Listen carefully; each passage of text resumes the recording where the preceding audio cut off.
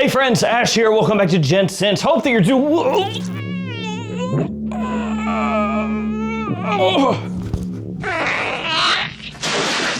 Don't worry, that was special effects. The budget here is insane.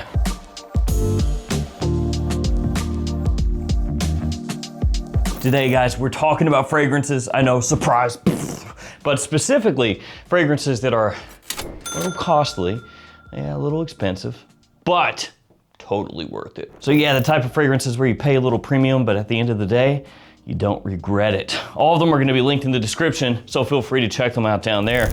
Let's begin with this fragrance right here. That one, thank you, have a good one. I meant to do that. Carpet, it does wonders for bottles. Le Male Elixir Absolute. I felt it as soon as it came out of the hand, man. It was just, I couldn't dive for it, but then my head would have slammed into that shelf right there. It probably would have hurt. It looks okay, looks all right. Let's see, still spray? All right, good.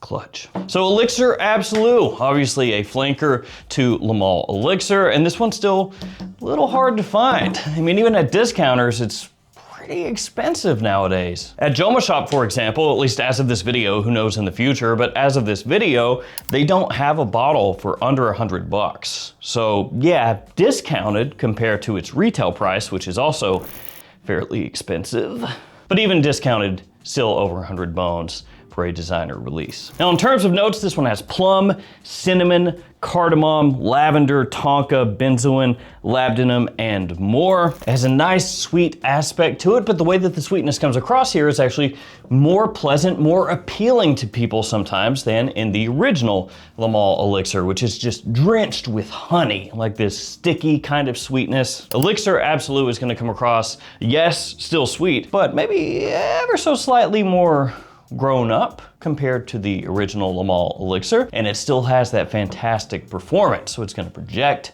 it's gonna last. And like Le Male Elixir that came before it, it is also a big old compliment puller, which I know is important to a ton of people out there as well. So it does a whole lot of things right, and it also smells, all things considered, decently unique. I mean, yeah, you can kind of lump it together with Le Male Elixir and Le Male Le Parfum to an extent, but that makes sense because it's a flanker in that line, so it should have, you know, a little similarity to those at least. A little similarity. Also gonna be doing a giveaway of a couple fragrances in today's video as well, so stay tuned for that. For now though, the next fragrance, let's go with this one. It's called Late Harvest, and it's by Fortin Manley. Now I gotta admit, this one for me is a little bit of like a parlor trick fragrance or a party trick fragrance. And let me explain. So the smell here is amazing, fantastic, absolutely great. Look at the deep, rich color of the fragrance right there. It is a tobacco scent, and it smells really close to tobacco. Like absurdly, ridiculously close, okay? Now I know with a lot of tobacco fragrances, it'll be like, oh, it's a nice pipe tobacco. Ooh, a honeyed tobacco. And yeah, it has like tobacco vibes, right? In the fragrance sense, and usually smells amazing. I'm not dunking on that, I'm just saying, it's not like actual tobacco. But with Late Harvest, you spray this on, you hand it to somebody and you say, this is a tobacco fragrance. They're gonna get what you mean. They're gonna go, oh my God, it's exactly like tobacco. How did they do that? So that's what I mean by it being kind of like a party trick, a parlor trick. I love the scent. I think it smells great. I'm not gonna wear it as often as one of those pipe tobacco, honey tobacco type fragrances. Those are much easier to pull off. Not that this one is unwearable, it's just a little more particular, but it does have just such a photorealistic vibe to it that this is one of those ones that if somebody comes to check out your fragrances, it's just such a weird thing to say. But if somebody is smelling some fragrances that you have and they're like, oh, let me smell this, let me smell that, let me smell this, and you wanna hit them with something that you know they've not smelled before, this. Oof.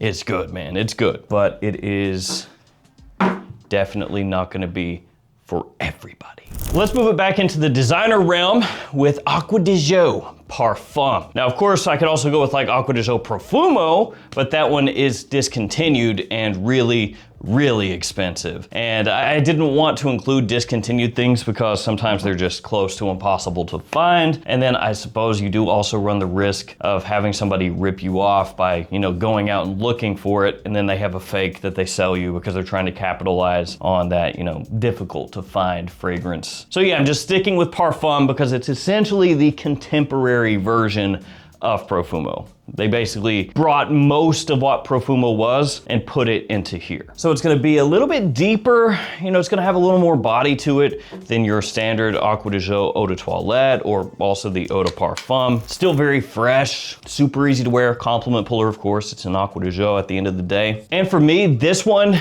and Profundo Eau de Parfum, you have to be specific there, not Profundo Parfum. That stuff does not work for me. But this one and Profundo Eau de Parfum, those are the two best Acqua di Gios for me right now that you can get. And it's just like that jack of all trades kind of fragrance. You know, you can wear this stuff spring, summer, ultra easy, but you can also wear it fall, winter, and during the evening because it does have, like I mentioned before, that little extra depth to it. You know, this little touch, this waft of incense that it has. It makes it just a perfect fragrance to reach for anytime that you want something that's going to be appealing, that's going to be compliment pulling, and even though it is slightly more expensive than your other Acqua di Gio scents out there, it's worth it. So if you're a fan of Acqua di Gio, that one you probably already know about, but if you don't, for some reason, gotta check it out. Now I have some niche and designer fragrances coming up, some absolute bangers, but before we get to those, here are some codes that you can use, including a new one for FragFlex to save yourself some money. So that new FragFlex code, FlexGS, that will save you $15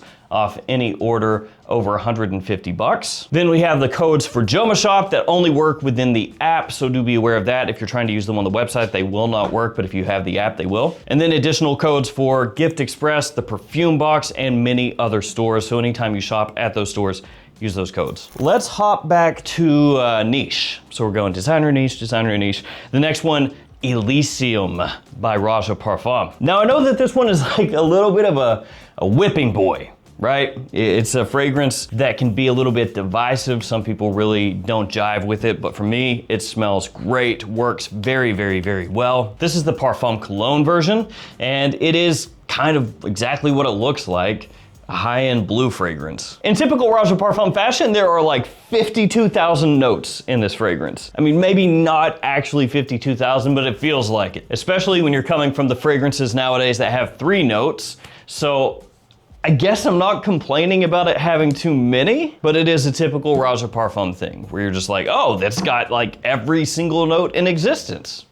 Nice. Fragrance itself, super classy, like you would expect. So it's gonna come across, yeah, a little more high-end than your typical blue fragrance out there. Nice little touch of sweetness. It's very aromatic. That's actually one of the main things that you're gonna pick up from the scent is all those different aromatic notes working together. You can pick it up immediately in the opening, into the dry down. Has a nice sort of fizziness, like clean, neutral woods. Another one that you can wear pretty much year-round. Just really good stuff if you're looking for something that is a Swiss Army knife scent profile. So we got like 2 of those in a row. I will say if money is no issue whatsoever, then the Parfum edition is probably a little bit better than this one. Is it worth the extra cost? Probably not. But again, if you have a ton of money and it doesn't matter at all, then probably that version is the one to get. But if you're looking for bang for your buck, as far as Raja Parfum goes, I don't know if that exists, but if you're looking for bang for your buck, this one's a little better. Let's go Dior up next. And I gotta put one in here from the Dior Homme line. Have to do it. Now, when I say that, I'm not meaning Dior Homme 2020 or the new Dior Homme Parfum or Dior Homme Sport.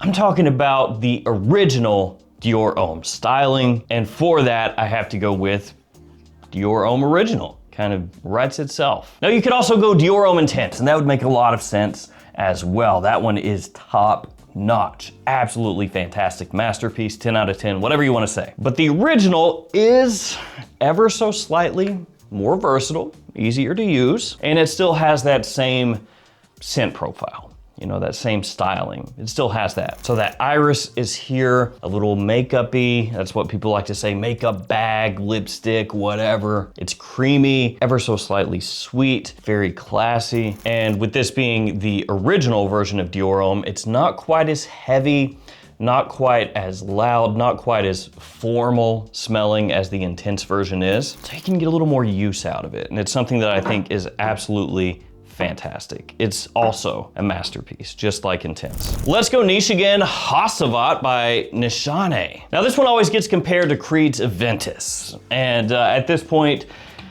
I don't even know how many Aventus type fragrances there are out there. Like legitimately, if we're talking designers, niche, indie, clones, everything else, even Creed coming out with new versions of Aventus, there's a lot. There's a whole lot. They never stop. Oh.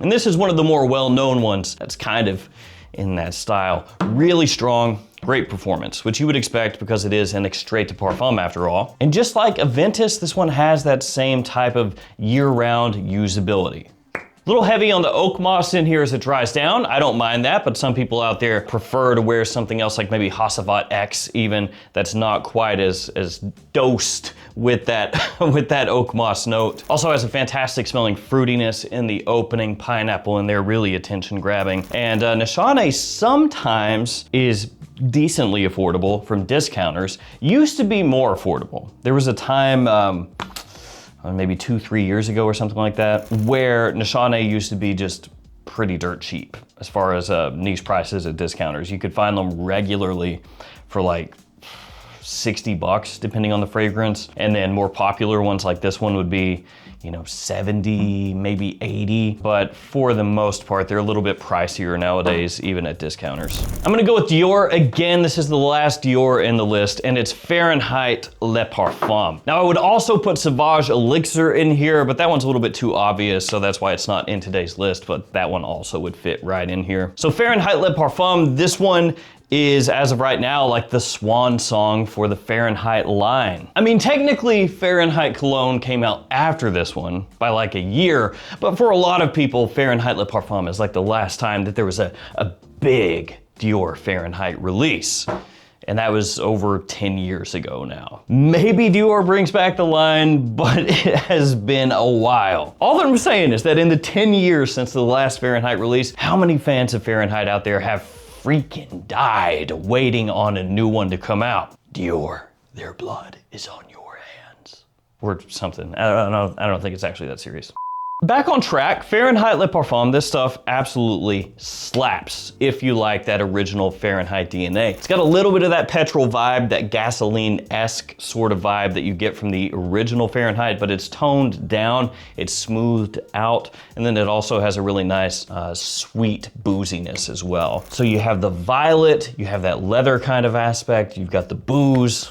What's not to like? Now it is gonna be a little bit more of like a specific situation, you know, fall, winter, evening time, more formal type of fragrance, but it still smells darn good and it's absolutely worth owning. Let's keep it dark with Gucci Intense Oud. At full retail, this one's like $225, which is pretty expensive for a designer fragrance. You can get it marked down to like $115-ish, I think, at discounters. Obviously named Intense Oud. It does have oud as one of the notes in the fragrance. Also has raspberry in there. Also a little bit of incense, patchouli, leather. It smells similar in some ways to Black Afghano by Nasamato. Although I would say this one is a little bit easier to wear than that one, but it's still not as easy to wear as your typical designer fragrance, and also not as easy to wear as your typical Gucci fragrance. Outside of maybe Gucci Guilty Absolute. Yeah, this one right here, this one kind of a reputation for not being easy to pull off, and it failed pretty quickly when it was released. I think it hit store shelves, and within like a month or two, they were kind of pulling it off the shelves. They were like, "Arr." A lot of people love that one. I'm not shading it. I'm just saying, as far as like your average Gucci Guilty, that's really different. Now, Intense Oud also really strong, as you would probably expect. So great performance here as well. Definitely fall and winter time only. Back to niche, this time Gin Tonic by M. Micallef. And depending on who you ask, some people will call it GN Tonic, but I think Gin Tonic just sounds better. This one is more spring and summertime. So obviously it has a gin kind of vibe to it. Whew. refreshing, aromatic, really nice lime note that cuts through, gives a nice citrus pop. You've also got mint in here, you have ginger as well, so that opening is just really brisk, green, fresh, slightly sweet. You have some light floral notes, clean woods as it dries down. To me, it smells absolutely fantastic. Really, really, really easy to wear. It does have maybe a little bit of like a designer sensibility to it, in the sense that when you smell it, you can tell it's just made to be worn. You know, this is like a high heat type of scent, something that you would wear potentially even to the gym, but done at a really high level. So it smells great and it's worth the price, especially when you can pick this up for a discount, because sometimes you can find it for like $150-ish. And at that price point, it's a pretty good pickup. Let's do the giveaway. So I have this right here. This is from Commodity. It's their best of, and this one has 2 bottles inside. It has Book and Moss Plus, which is the more bold moss, because they have like 3 versions of their fragrances now. So you have personal, expressive, and bold. And basically it goes up in terms of strength with each one of those. So the Book is their expressive or normal version, and then the moss that's in here is the bold version. So if you want to be entered in the giveaway for this little set right here, all you have to do is be subscribed to the channel, like the video, leave a comment below, and in that comment, just let me know a fragrance that to you is expensive or pricey, but absolutely worth it. And it doesn't matter price-wise. I mean, if you think that a $50 fragrance is expensive, that's totally fine. You can put that down. I'll pick the winner with random comment picker, post it up on the post tab of the YouTube channel the following month, and if you are the winner, hit me up, ship it out to you. The final fragrance comes to us from Hermes, and it's Voyage d'Hermes, the Parfum. Really love this fragrance. The bottle is very interesting because it just does like that. It basically just spins, and then you spray away and spin it back down. Fragrance has tea, lemon, cardamom, and additional spicy notes. Also has some green aspects, woods, florals. Now the fragrance is probably not going to appeal as much to younger guys. So I'm talking teenagers, early 20s, probably not, because it's not overly sweet. You know, it's not bubblegummy or anything like that. It actually has kind of a similarity to Declaration by Cartier, the original Declaration, but this one to me is easier to wear. Smoother, has a little more body to it, not quite as aggressive with the spices, and it is slightly sweeter as well compared to the Cartier. Ultra classy, great men's fragrance. There we go, guys. 10 fragrances that are pricey, they're expensive, but they're worth it. There are times where you do need to spend a little bit more and you are rewarded. Not always, sometimes you get screwed, but sometimes it works out. I wanna thank you guys for hanging with me here today until the end. Stay safe out there. Good luck with the giveaway. See you tomorrow with another fragrance video. See you guys.